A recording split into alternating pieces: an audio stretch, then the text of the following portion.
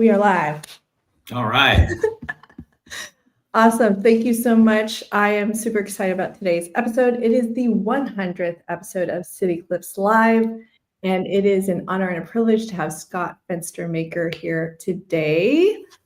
Thank you so much for joining me. Hey, congratulations on 100 of these. That's a lot. That's super. That's super. I know. And I heard Mr. B said he will not talk to you unless you've done 100 episodes. So I have reached that milestone, and one day maybe I can actually meet him. That's great. So before we dive in, I want to give a quick intro to Scott Fenstermaker. Today we're joined by him, Scott, a seasoned insurance professional with over 30 years of experience across personal, business, home, auto, health, and life insurance. Throughout his career, he's helped clients navigate everything from individual policies to group employee benefits with clarity and confidence. Scott now leads Strategic Health Insurance Consultants, a firm focused on helping individuals and businesses make informed choices about insurance and especially Medicare. So I'm so excited to have you. Thank you so much for joining us today. My pleasure. Thank you. So let's start from the beginning, back to your roots. You are originally from Tallahassee. Yep. Been here a long, long time. And you went to FSU, and Yep. your family goes way back to your father, who was a professor at FSU for 40 That's years. Right. 40 years. I know. It's hard to imagine. We've been in Tallahassee about 54 years. He was a professor there for 40 years. That's how we got here. I was originally from Ohio, where he got his PhD from Ohio State University. And so we moved here at that point. And honestly, he tells me now, he said, we didn't expect to stay.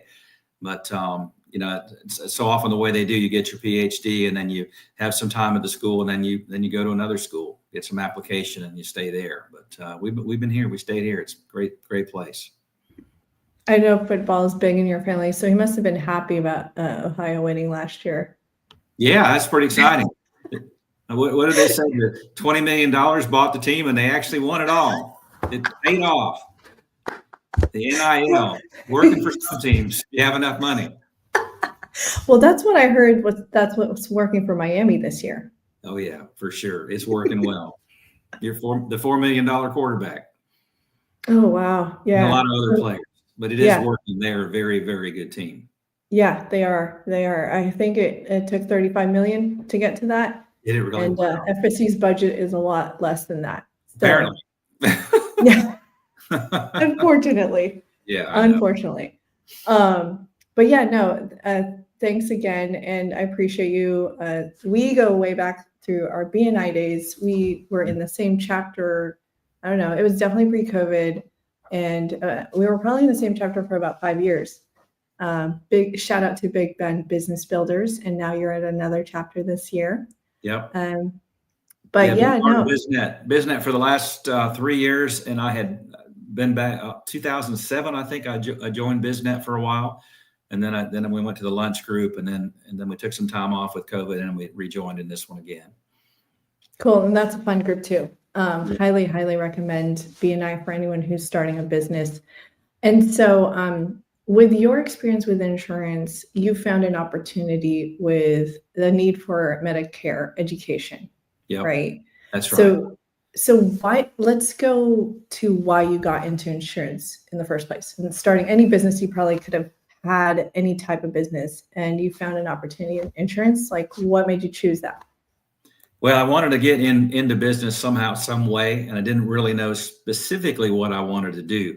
So I intentionally had a broad education in economics rather than finance or accounting or any specific, track. I wanted to keep it flexible. So I stayed on the economics track, learned business, some theory. Didn't need to go beyond the BA degree and wanted to jump into the field and just kind of see where I landed. And I had met a gentleman that worked with Northwestern Mutual, and I started out of school with them. I was there for about 4 years, and we did life insurance and some investments. And then really wanted to do commercial or group health insurance. And so I started tracking with a good buddy that I had met. We were in training school together with Northwestern back in '87, which is a long time ago.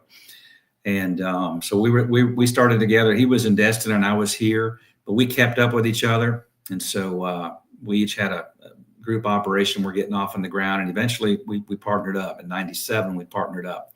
And then we ran together for 30 years after that. So I'm in my 38th year. It's crazy. It is. Would you attribute your growth and success to having great partners and a great team? Most definitely. Yeah. All the people that were involved in the process were great people. They were honest, they were forward thinking, and they were all hardworking. Because probably 60%, 2/3 of my business was in the Destin market, mainly just because it was growing and booming in that period of time from the late 90s through today. And that was a big part of our success for sure. What would you say, did you run into like challenges? It sounds like it was booming, that it was like things were going well. What type of challenges did you run into back in those days? Well, it's like any other business when you're trying to acquire clients and customers. You don't start with any, and you just have to build it one at a time, which is what we're doing again. I mean, it just takes time, brick by brick, before you can build a wall. And it takes a lot of work. It takes a lot of networking. It takes a lot of people who can refer you. And it's just a process. But, in Destin, because it's a commercial market more so than Tallahassee, small businesses were starting left and right. And we were, again, very fortunate to be in that market at the time, and we're able to just keep growing somewhat rapidly, frankly. It was a good place to be at that time. So you had to travel and commute like often. I did. I went over there 2 days a week for literally 29 3/4 years, almost 30 years. It was great. Mm-hmm. Wow. I mean, it's beautiful there. I'm sure that helps. It is beautiful there. I didn't have time to enjoy it all, but I could see it all the time from Highway 98. And you also had a growing family. Right. That's pretty awesome that you had to grow your family, grow the business. And so what kind of helped you through that? Like, did you have mentors? Besides your business partner, did you lean on anything that helped you grow? Well, I mean, my business partner, David, he and I became really, really good friends through the process. We both knew a lot of people in the insurance business. The insurance business has a lot of good people in it. And, he and I just worked well together. We planned well together. We saw so much of the business world and so much of life together. We each have 4 kids. We homeschooled all our kids, and my wife was very busy. She was doing her part, and I was in and out of town, and we just kept going. It was a busy time for sure. Yeah. And behind every good man, there's always a good wife. So that's nothing like that. That's right. Very much true. Yeah. Sounds like an awesome family life too. And growing a business and balancing that and your personal life is not easy either. So right. Yeah. And you speak amazing things about your wife, obviously. I appreciate that. Yeah. So now with Medicare, what made you want to get back into the insurance world? Because, there's challenges with the modern day business life too. Mm-hmm. There is. Throughout our careers, marketing commercial group benefits, as people get to be 60 plus, they ask a lot of questions about Medicare, and we knew enough to be dangerous. Here's how it works. Here's what you need to do. Here's who you need to call. But as I got closer and closer toward retirement, it kind of hit me. One of the things that people were always asking that we didn't have answers for was Medicare. And so I thought, I really need to learn that now, and I can probably put that into, something I want to do going forward and kind of reformulate a business. I sold my practice 7 years ago, and I worked for that organization for that 7 years. And I thought maybe I was just going to retire, maybe do something part-time, but as that got closer and closer, I didn't really desire to do that after all, at least not yet. And so I got some Medicare training, got some certification, learned all about it, got several carriers online. And again, it's visiting with people. I call them seniors, but I'm one of them now. It's visiting with people that just need answers. Like, what is Medicare? Who do I call? What plan do I need? What's a Medicare Advantage plan? What's original Medicare? And they don't know. And, unlike working where you always have an HR director and you usually have an insurance agent you can call, there is really nobody to call. They get bombarded with a lot of information, a lot of things in the mail, a lot of things across their email screen, and a lot of things across the TV screen. But, all that just adds to the confusion. And so I really, it's really about Medicare education. What do you need to know? How can I help you? And I usually start off by asking them, where are you going to receive your medical care? Because that's really the defining question. Original Medicare has the broader network. Medicare Advantage costs less and works very well. And so it's just which direction do they need to go? So do you feel like that's what highly motivates you too, is you want to help this, the baby boomer crowd or the early retiree age group, because there's not enough education out there? It's hard to find the education. I mean, I'd say there probably is enough, but when you retire, you're not always in the circles anymore, the circles of other people and networking groups. And so you're like they're all alone. You're on an island. It's like, where do I go? And certainly you can call Social Security, and you got to sign up for Medicare Part A and Part B, and then you can kind of move from there.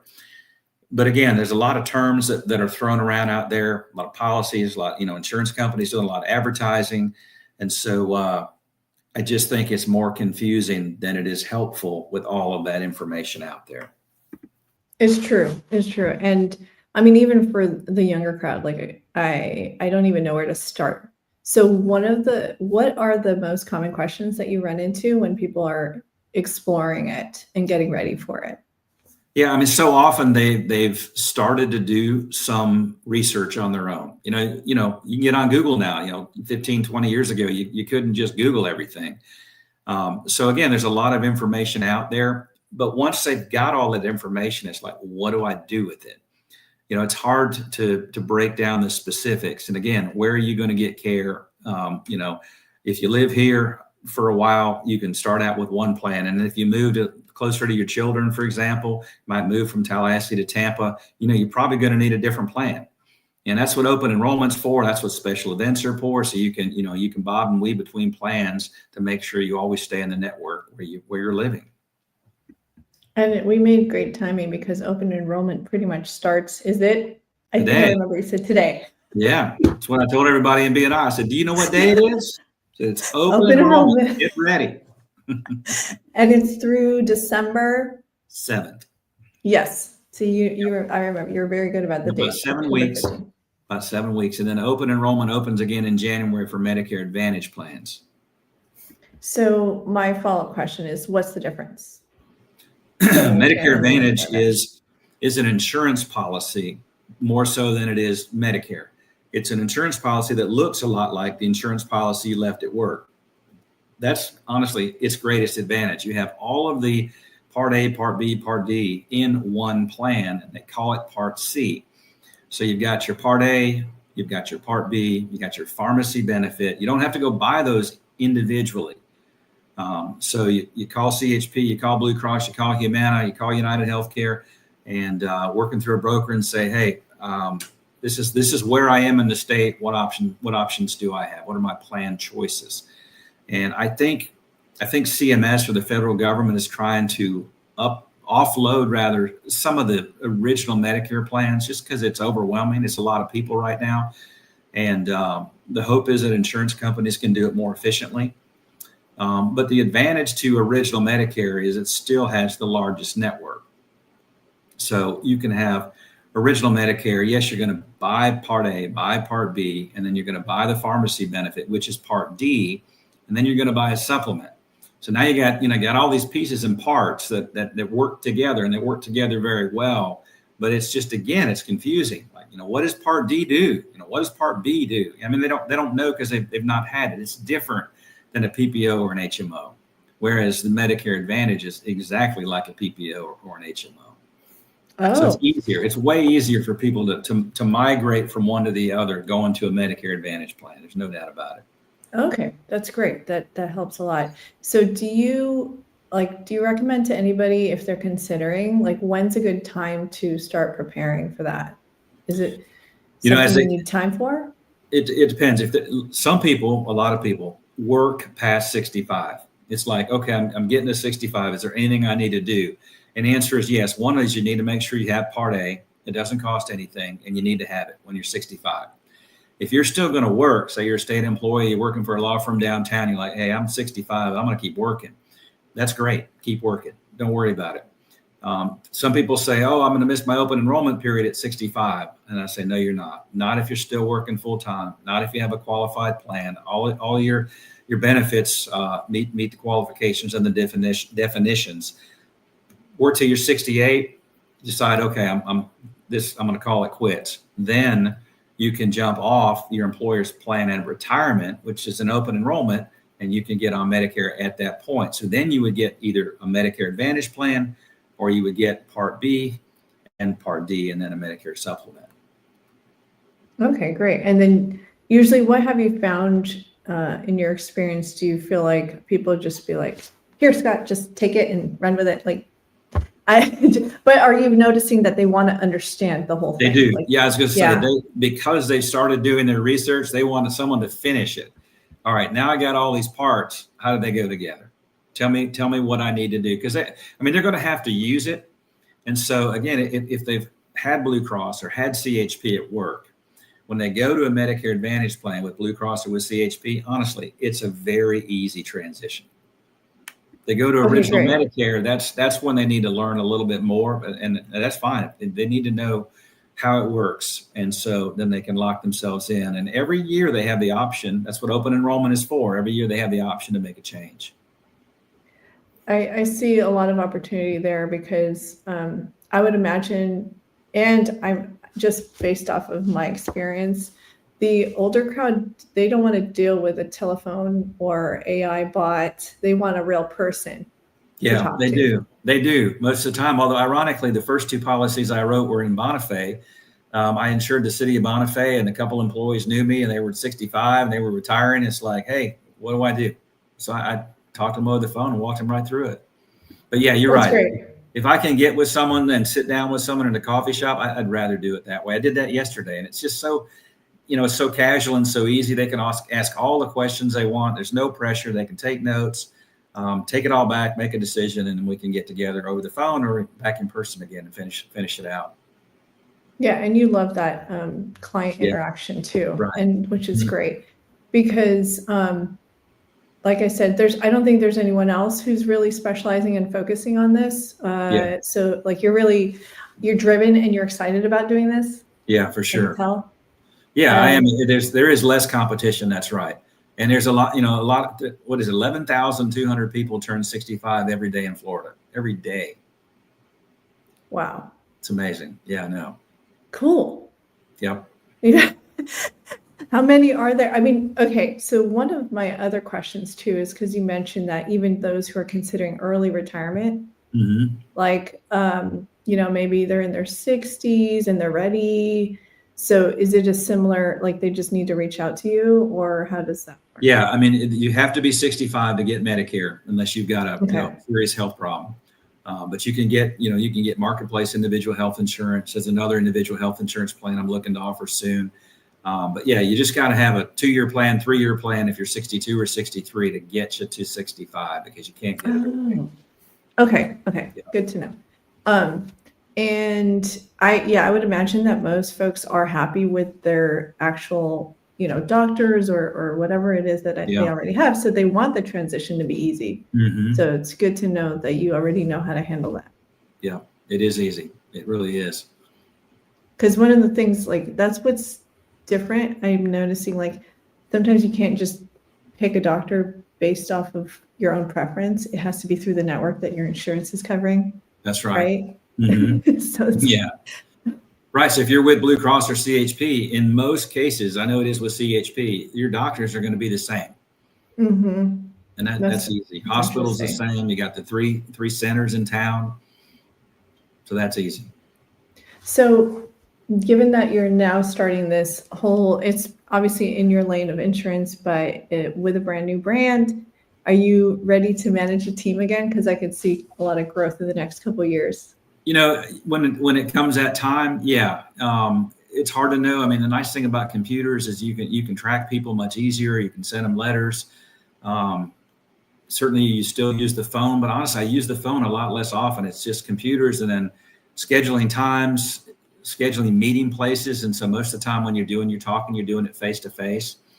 And there are, it's when I was doing group insurance, that you were doing life, dental, vision, disability. So you had a lot of products, and, every group had 10 or 15 or 20 or 30 employees. So you had a lot of people. This is just one-on-one, and you're focused on one product. And so the service needed is going to be much, much less. Okay. Yeah. And I'm good with that. I'm good with that. The guy they call and help them track down any questions they have.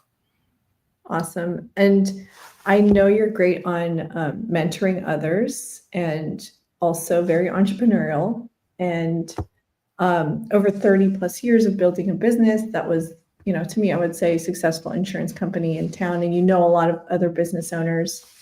And why did you choose to stay in Tallahassee and build and grow your business here? Well, it was easy. My parents were here. My family was here. Now my children are here, except for one of them. She moved to Illinois.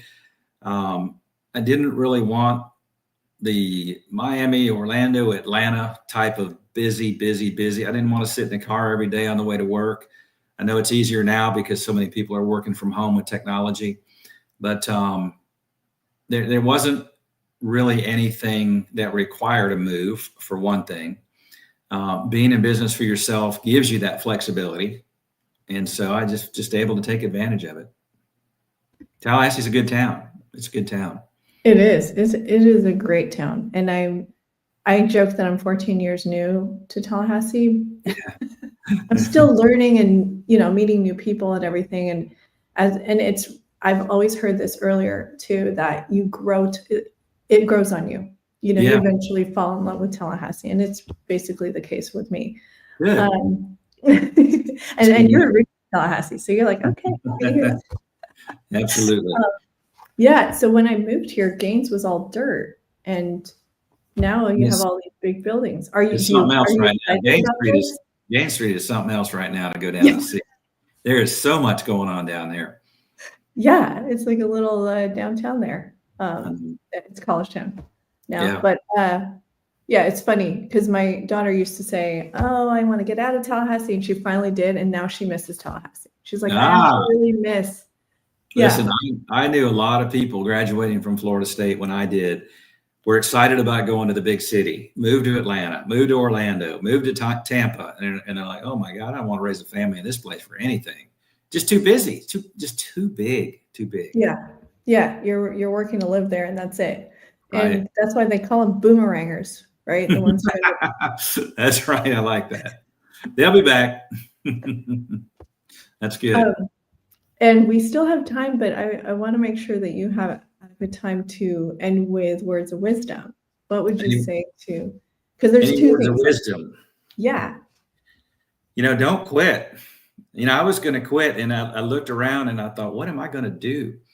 And I know people that have quit early. They could, and maybe they should, maybe they shouldn't. Just depends on what they have going on. A lot of people that quit when they're 58 or 59 do it to go chase their grandkids, and I recommend that wholeheartedly. And I've got 6 grandchildren, and 4 of them are here, and 2 of them are in Illinois, and I still do that. And again, being self-employed, here's my words of wisdom. Everybody should be self-employed. Everybody should try it. Honestly, it gives you a new perspective, helps you understand, what hard work can do. And it's very rewarding if you're willing to do that. And, if you find something you're passionate about, something you like, and hopefully one of those things is people, working with people, helping people go further with whatever you might know or your help. I think self-employment is a big deal. Being in business with yourself or business with somebody else. I think that's a huge, huge thing that most people should try. And sometimes you eventually discover like, oh, I tried this route and I realized this is very hard. This is not for me. Yeah, absolutely. Absolutely. There is no doubt. If you're not willing to work, or if you don't, there's a lot of setup, there's a lot of things to manage that you don't have to do if you work for somebody else. Yeah. And there are a lot of things provided automatically. Make it easier. Right. And then they realize like, oh, wow, now I know what's all involved. You have to wear multiple hats, sales, marketing, all of the things, finances and everything. and you have to learn how to trust others to do it right and represent your brand. And so then people realize, wow, it's easier to just work for someone else. So it's definitely not for everyone, but I appreciate that tip. And I do appreciate a lot of business owners who stuck with it and never quit. Yeah. It's either in your blood or it's not. And it's not for everybody. But, I've known a lot of people like me that have sold a business and then worked in it for a little while. And you just realize you've lost your motivation. It's no longer your business and it's no longer your success story. You can't do things the way you want to do it. And eventually you got to decide, do you want to keep doing this way, somebody else's way? And it wasn't bad. Or, do I want to reinvent the wheel and do it the way I want to do it to make it bigger and better? And that's what I want to do. That's cool. And then I'm glad you brought up the sale too. I was just going to ask you in preparation for a sale, if you really, if somebody is trying to get ready for that, like what kind of recommendations do you want to give to that person who's considering to sell? Every industry is different. You need to talk to people in your industry who have sold, because there are different multipliers. There's different methods by which people who are looking to buy your business, whether it's a dental office, a CPA firm, an insurance agency. I mean, so many of those transactions in the last 5 years have taken place. It's really amazing. A lot of capital companies out there. But it's really industry specific. I mean, I've had a lot of friends and we've talked about it. They're in totally different industries, and the multipliers and the way they come and calculate and what they expect. And, it's just, every business is different. It really is. And it's all based on revenue and net revenue and, whatever the multiplier is for that industry. But I would say it really is an industry specific question. Yeah. And then even though it's, I guess the term is EBITDA, like, the right. acronym is like the magic word. They want to know what that is. Right. They want to know what's the net. That's the agnostic term for it. Like, right. We were lucky. They wanted gross revenues, which made it so much simpler. And then it was a multiplier of gross revenues based upon what they did in the background in terms of what were your expenses. But once they were comfortable with the way that the operation worked, then it was just a matter of what's your revenue, and let's look at a multiplier based on that. So that was much faster. Oh, that's really cool. See, that's the thing, because I think for the younger crowd, I could say for entrepreneurs considering starting and growing a business, there's so much glamour in tech and these modern things, but AI is really a threat to a lot of the stuff that was glamorized in the last 10 years. I've heard that. Yeah, but then insurance, it's not going to go anywhere, so there's so much opportunity there. And the last part about it is having a business and all the things that go with it. Many are good, many are great. Is you have something to sell at the end of the line. When you're an employee, hopefully you've got the Florida retirement system, you got a 401k, you got profit sharing, etc. But if you built a business that's generating good revenue and you can sell that for 2, 3, 4 times the gross revenue, that's your payday. And if you do it early, you can invest that money like people do in the drop plan, invest that money, go work somewhere else, and then retire 5 years later after that money keeps growing. Yeah. And if there's any inkling in you that wants to do it, just get started, right? Yeah. Just get started sooner. That's and right. Talk to Scott. That's right. Of course. Because he's so friendly and he wants to meet up for coffee. He loves Lucky Go. Absolutely. Can't drink too much of that. Yeah. So thank you so much, Scott. I know there's some other things coming up down the pipeline in terms of you providing opportunities for Medicare education. Really excited. For anyone who wants to invite Scott to speak on this topic, we would love for you to reach out to him. We've given you his contact information. Connect with him on LinkedIn. Contact him by email. He's very quick to respond. And just book a time with him. And is there anything else you'd like to include? No, that's fantastic. Happy to help anybody.